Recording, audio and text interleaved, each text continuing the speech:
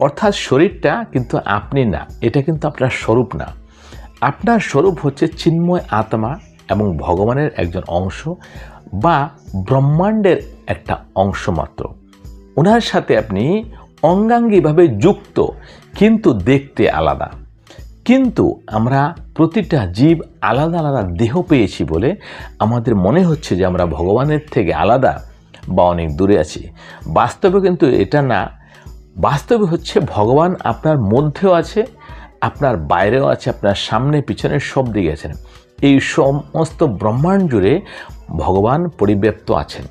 কিন্তু আপনার আলাদা শরীর, আলাদা আপনার বুদ্ধি, আপনার ইন্দ্রিয়, এই সব কিছু আলাদা। আপনাকে স্বাধীনভাবে বাঁচার জন্য এই সব কিছু ভগবান দিয়ে দিয়েছেন। এই চক্ষু দান করেছেন, দেখুন এই দুনিয়া আপনি দেখতে পাচ্ছেন। তাহলে কোনো কিছুই কমিয়ে রাখেননি। কিন্তু আমরা